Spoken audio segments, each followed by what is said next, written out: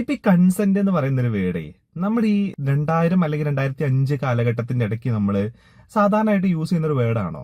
അല്ല എന്നാണ് എന്റെ ഒരു ബോധ്യം. അത് നമ്മൾ ഈ ഇടയ്ക്കായിട്ട് വന്നിട്ടുള്ള ട്രെൻഡിങ് ആയിട്ടുള്ള ഒരു വേർഡാണ് കൺസെന്റ് എന്ന് പറയുന്നത്. അതല്ലാണ്ട് തന്നെ നമ്മൾ ഒരു കാര്യം ചെയ്യുന്ന സമയത്ത് അതല്ലെങ്കിൽ വേറൊരാളെ അഫക്ട് ചെയ്യുന്ന ഒരു കാര്യമാണെന്നുണ്ടെങ്കിൽ അത് അയാളുടെ സമ്മതം നമ്മൾ വാങ്ങിക്കണം എന്നുള്ളൊരു കോമൺ സെൻസ് നമുക്കുണ്ടല്ലേ. പക്ഷെ അതിനെ നമ്മൾ കൺസെന്റ് എന്ന് പറഞ്ഞ ഒരു വേർഡ് വെച്ചിട്ട് നമ്മൾ അഡ്രസ് ചെയ്യാറുണ്ടായിരുന്നോ ആ കാലഘട്ടത്തില്? ഇല്ല, അങ്ങനെ നമ്മൾ അഡ്രസ് ചെയ്യാറില്ല എന്നുള്ളതാണ്.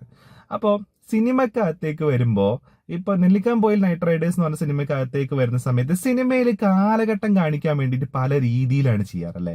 ഇപ്പൊ ആ കാലഘട്ടത്തിലുള്ള ബസ്, സിനിമാ പോസ്റ്ററുകള്, ഡ്രസ്സിങ് സ്റ്റൈല്, അല്ലെങ്കിൽ കടകളുടെ മങ്ങാടികളുടെ ഒക്കെ രീതി, ഇതൊക്കെ വെച്ചിട്ടാണ് കാലഘട്ടത്തിനെ പല സമയത്തും പറയാറ്. ഇപ്പൊ മണിച്ചിത്രതാഴിന്റെ പോസ്റ്റർ കാണിച്ചിട്ട് ആ കാലഘട്ടം ഏതാണെന്നൊക്കെ ചില സിനിമക്കകത്ത് കാണിക്കാറുണ്ട്. അപ്പൊ അങ്ങനെയൊക്കെ ചെയ്യാറുണ്ട് അല്ലേ. അപ്പൊ ഈ നെല്ലിക്കാംപോയിൽ നൈറ്റ് റൈഡേഴ്സ് എന്ന് പറഞ്ഞ സിനിമക്കകത്തേക്ക് വരുന്ന സമയത്ത് ഈ കാലഘട്ടം, ഈ സിനിമ നടക്കുന്ന കാലഘട്ടം എനിക്ക് ഈ പർട്ടിക്കുലർ വേർഡ് വന്ന സമയത്ത് കൺഫ്യൂസ്ഡ് ആയി എന്നുള്ളതാണ്. അപ്പൊ ഞാൻ വിചാരിച്ചു എന്നാൽ ഇത് നടക്കുന്നത് 2015 ആയിരിക്കും. 2015 ആവുന്ന സമയത്തോടു കൂടെ ഏകദേശം ഈ ഒരു വേർഡ് അവിടെയും ഇവിടെയൊക്കെ കേട്ട് തുടങ്ങിയിട്ടുണ്ട്. ഞാൻ അതാ വിചാരിച്ചേ അതായിരിക്കും എന്നുള്ളത്. പക്ഷെ നോക്കുമ്പോ ഡ്രസ്സ് അതല്ല, പിന്നെ ബസ് കാണിക്കുന്നുണ്ട് ഇതിനകത്ത്. ബസ് അതല്ല, കടകൾ അതല്ല, അങ്ങനെയൊന്നുമല്ല. അപ്പൊ കാലഘട്ടം പ്യുവർലി വരുന്നത് ഈ 2000 അല്ലെങ്കിൽ 2005 ഒക്കെ ഇടയ്ക്കുള്ള ഒരു സമയമാണ് എന്നുള്ളതാണ്.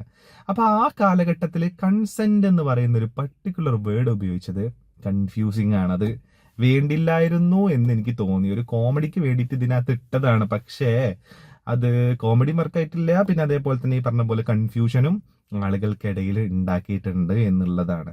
അപ്പോ നെല്ലിക്കാംപോയിൽ നൈറ്റ് റൈഡേഴ്സ് എന്ന് പറഞ്ഞ സിനിമക്കകത്തേക്ക് വരുന്ന സമയത്ത് ഈ ഒരു സിനിമ ഏറെക്കുറെ ഈ പറയുന്ന ഡിറ്റക്റ്റീവ് ഉജ്ജ്വലനില്ലേ, അതുമായിട്ട് നല്ല ബന്ധം തോന്നി എനിക്ക്. ബന്ധം എന്ന് പറയാൻ പറ്റത്തില്ല, പക്ഷേ ഒരു പാറ്റേൺ ഏകദേശം സെയിം ആണ് ഈ പടത്തിനകത്ത്. അതിനകത്ത് ഒരു ഡിറ്റക്റ്റീവ് പോയിട്ട് ഒരു കാര്യം കണ്ടെത്തുന്നതാണെന്നുണ്ടെങ്കിൽ ഇതിനകത്ത് അങ്ങനെയല്ല. പക്ഷെ കാലഘട്ടം, അതിന്റെ ഒരു രീതി എല്ലാം ഏകദേശം ഒരേപോലെ തന്നെയാണ് വരുന്നത് എന്നുള്ളതാണ്. അങ്ങനെ മാത്യു തോമസ് എന്ന് പറയുന്ന കഥാപാത്രം, ശരത് സഭ എന്ന് പറയുന്ന മാത്യു തോമസും അതേപോലെ തന്നെ നമ്മുടെ ശരത് സഭയും, അങ്ങനെ കുറച്ച് ആൾക്കാരൊക്കെ വരുന്നു. അവരുടെ നാട്ടിൻ പ്രദേശം, അവരുടെ ഒരു കൂട്ടായ്മ, അതേപോലെ തന്നെ അങ്ങനെ കുറച്ച് കാര്യങ്ങളൊക്കെ ഇങ്ങനെ പോകുന്നു. അതിനകത്ത് കാമുകിയുണ്ട്, അതേപോലെ തന്നെ മാത്യു തോമസിന് അമ്മ മാത്രമാണുള്ളത്. അങ്ങനെയൊക്കെ പോകുന്ന ഒരു കഥാപാത്രം. അപ്പൊ ഈ ഒരു കഥാപാത്രത്തിന് ഇരുട്ട് പേടിയാണ്, പുറത്തിറങ്ങാൻ പേടിയാണ് എന്നുള്ള കുറെ കാര്യങ്ങളൊക്കെ ഇതിനകത്ത് വരുന്നുണ്ട്. അപ്പൊ അങ്ങനെയൊക്കെ പോകുന്ന ഒരു സിനിമയാണ്. പക്ഷെ ഈ സിനിമക്കകത്ത് ഏറ്റവും ബ്യൂട്ടിഫുൾ ആയിട്ടുള്ള ഒരു സാധനം എന്താണെന്നറിയോ? ഇതിനകത്ത് ഒരു പ്രേതം വരുന്നുണ്ട്.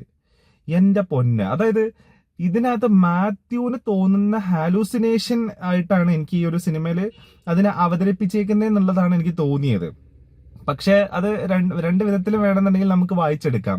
ഈ ഒരു സിനിമയുടെ ടെംപ്ലേറ്റ്, സിനിമയുടെ ക്ലൈമാക്സിലേക്ക് എത്തുന്ന സമയത്ത് നമുക്ക് ഓക്കെ, ഇത് കുറച്ചും കൂടെ ഈ പറയുന്ന രീതിയിലുള്ള വിശ്വാസവുമായി ബന്ധപ്പെട്ട് അത് പറയുന്നുണ്ടെന്ന് നമുക്ക് തോന്നും. എന്നാൽ അതല്ല, ഇത് എല്ലാം അലൂസിനേഷൻ ആണെന്നുള്ളതും നമുക്ക് തോന്നും. അപ്പൊ അങ്ങനെ ഒരു സിനിമ. പക്ഷെ ഇതിനകത്ത് കിഡിലൻ എന്താ പറയുക, അതെന്തായിക്കോട്ടെ, പക്ഷെ ഇതിനകത്ത് കിഡിലൻ ആയിട്ടുള്ള ഒരു സാധനം ആ പ്രേതാണ്. എന്റെ മോനെ, സ്കേറി എന്ന് പറഞ്ഞുണ്ടല്ലോ, നന്നായിട്ട് നമ്മൾ പേടിക്കും.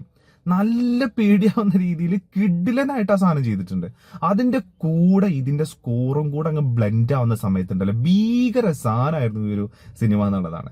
എനിക്ക് ഈ സിനിമ കഴിഞ്ഞപ്പോൾ എനിക്ക് തോന്നി ഇത് ആ പ്രേതത്തിനെ വെച്ചിട്ടുള്ള ഒരു പ്യൂർ പ്രേതപ്പടമായിരുന്നു എന്നുണ്ടെങ്കിൽ ഉണ്ടല്ലോ മോനെ, കിഡിലോസ്കി സാധനം ആയനെ എന്നുള്ളതാണ്.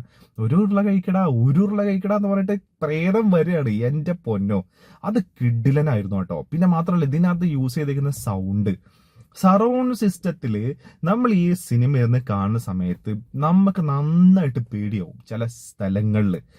അതായത് നമ്മുടെ ബാക്കിൽ നിന്നൊക്കെ ചില സൗണ്ടൊക്കെ വരും. അതായത് ഓടിന്റെ പുറത്തു കൂടെ ഒക്കെ നടക്കുന്ന പോലെ സൗണ്ട്. ഈ പ്രേതം വരുന്ന സമയത്ത് ഇങ്ങനെ ഒരു ഉരുണ്ടുകൂടൽ ഉണ്ടാവുമല്ലോ, അതിങ്ങനെ നമുക്കിങ്ങനെ ഫീൽ ചെയ്യും നമ്മളിങ്ങനെ തിയേറ്ററിൽ ഇരുന്ന് കാണുന്ന സമയത്ത്. മോനെ, അതൊക്കെ കിഡിലോസ്കി എക്സ്പീരിയൻസ് ആയിരുന്നു എന്നുള്ളതാണ്. പക്ഷെ അതാണോ ഈ ഒരു സിനിമയുടെ പ്യൂർ എലമെന്റ് എന്ന് ചോദിച്ചു കഴിഞ്ഞാൽ അതല്ല. അങ്ങനത്തെ ഒരു എലമെന്റ് വരുന്ന ഒരു സിനിമ അല്ല ഇതിനകത്ത് എന്നുള്ളതാണ്. അപ്പൊ ബേസിക്കലി നൈറ്റ് റൈഡേഴ്സ് എന്ന് പറയുന്നത് രാത്രിയിൽ ആ ഗ്രാമത്തിനെ ആക്രമിക്കാൻ വരുന്ന ഒരു കുതിരക്കാരൻ എന്ന് പറഞ്ഞിട്ട് ഒരു ക്യാരക്ടർ ഇതിനകത്തുണ്ട്. ഈ കുതിരക്കാരനെ പിടിക്കാൻ വേണ്ടിയിട്ട് പല ആൾക്കാർ ട്രൈ ചെയ്യുന്നതും അവസാനം ഇവര് ട്രൈ ചെയ്യുന്നതും അങ്ങനെ അയാളെ പിടിക്കുന്നതൊക്കെ ആയി ബന്ധപ്പെട്ടുള്ള ഒരു സിനിമയാണിത്. അപ്പൊ ആ ഏരിയയിലേക്കൊക്കെ വരുന്ന സമയത്ത് സിനിമ നല്ല എൻഗേജിങ് ആണ്, നല്ല രസമായിട്ട് പോകുന്നുണ്ട്. അതായത് ഈ ഇവരുടെ ഇതിന്റെ ഒരു ഫസ്റ്റ് ഹാഫ് ഒക്കെ നല്ല രസമുണ്ട്, ഇവരുടെ ഒരു സെറ്റപ്പും. പക്ഷെ അത് സെറ്റ് ചെയ്യാൻ വേണ്ടിയിട്ട് കുറച്ച് അധികം സമയം എടുത്ത പോലെ തോന്നി എന്നുള്ളതാണ്. ഇവരെങ്ങനെ ആ ഒരു കഥയിലേക്ക് ഇങ്ങനെ കൊണ്ടുവരുന്നതും അതിന്റെ ഒരു പോയിന്റിലേക്ക് എത്തുന്നതും ആൾ ഓഫ് എ സഡൻ ഈ പറയുന്ന രീതിയിൽ ഒരു ക്യാരക്ടർ അവിടെ വരുന്നതും ആ ക്യാരക്ടർ അങ്ങനെ വരുന്നതിന് മുന്നേ തന്നെ കൂളി എന്ന് പറയുന്ന ഒരു വിശ്വാസം വെച്ചിട്ട് അതിനെങ്ങനെ എന്താ പറയാ അതിങ്ങനെ ഡെവലപ്പ് ചെയ്ത് കൊണ്ടുവരുന്നതൊക്കെ നല്ല രസമുണ്ടായിരുന്നു. അപ്പൊ നമുക്ക് പെട്ടെന്ന് ഒരു ക്യാരക്ടർ ഇതിനകത്തേക്ക് കയറി വരുന്ന സമയത്ത് ഓക്കെ ഒരു ആൾ ഓഫ് എ സഡൻ പെട്ടെന്ന് ഒരു സംഭവം വന്നു എന്നുള്ള ഫീലോ തോന്നലോ ഒന്നും നമുക്ക് ഉണ്ടാവത്തില്ല എന്നുള്ളതാണ്. അപ്പൊ അങ്ങനെയൊക്കെ പോകുന്ന അങ്ങനെ പോയിക്കൊണ്ടിരിക്കുന്ന ഒരു സിനിമ. ഇതിനകത്ത് പിന്നീട് എനിക്ക് ഭയങ്കര ക്രിഞ്ചായിട്ട് തോന്നിയത് എന്താണെന്നറിയോ, ഈ മാത്യുവിന്റെയും ഇതിനകത്തുള്ള നായികേന്റെയും അവര് തമ്മിലുള്ള ഒരു ഇതുണ്ടല്ലോ, ഒരു ഡയലോഗ് ഡെലിവറി എന്ന് പറയാൻ പറ്റില്ല.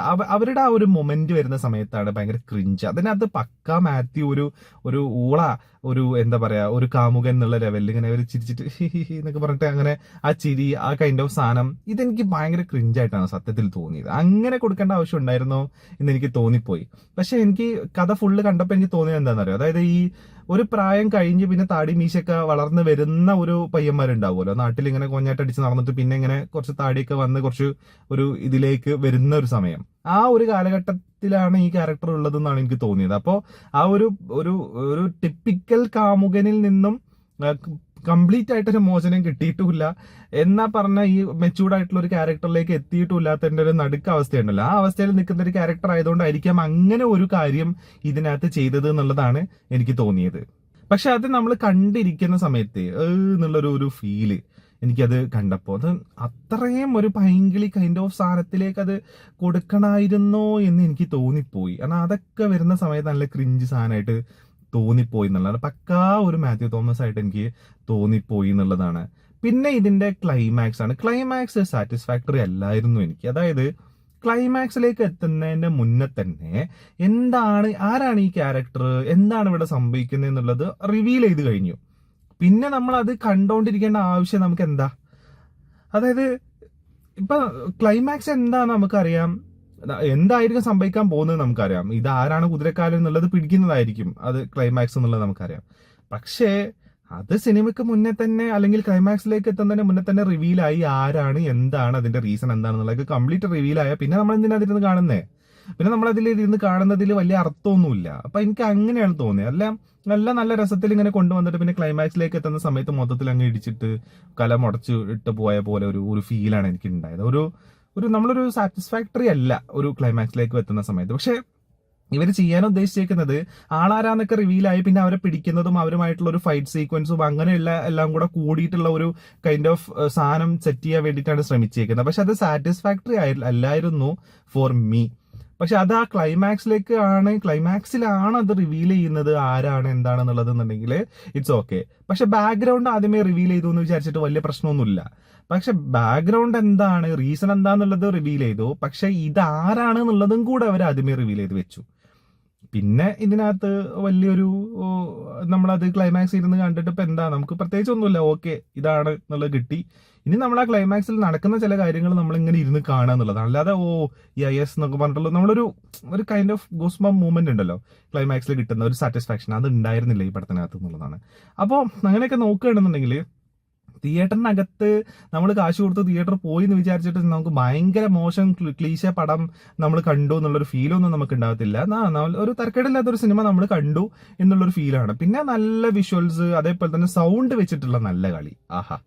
സൗണ്ട് കിടിലനായിരുന്നു. ഇതിനകത്ത് സറൗണ്ടിങ്ങിൽ ഇങ്ങനെ ബാക്കിനും സൈഡിൽ നിന്നൊക്കെ ഓരോരോ സൗണ്ടൊക്കെ വരുന്ന സമയത്ത് നല്ല എന്താ പറയാ കിടിലൻ, നല്ല സ്കാരി കൈൻഡ് ഓഫ് സാധനം തന്നെയായിരുന്നു ഈ പടം കണ്ടപ്പോൾ എന്നുള്ളത്. അപ്പൊ അതൊക്കെ നമുക്ക് എൻജോയ് ചെയ്യാം എന്നുള്ളതാണ്. അപ്പോൾ അങ്ങനെയൊക്കെ വരുന്ന ഒരു സിനിമയാണ് നെല്ലിക്കാംപൊയിൽ നൈറ്റ് റൈഡേഴ്സ് എന്ന് പറയുന്നത്. കാലഘട്ടത്തിന്റെ ഒരു പ്രശ്നം ചില വേർഡ്സ് ഉപയോഗിച്ചിട്ട് പിന്നെ അതേപോലെ തന്നെ ഇവരുടെ ഒരു ക്ലീശേ ക്രിഞ്ച് സാധനമൊക്കെ ഒഴിവാക്കിയാൽ പടം നല്ല കിഡിലോസ്കി പടമായി മാറിയേനെ എന്നുള്ളതാണ് എൻ്റെ ഒരു അഭിപ്രായം.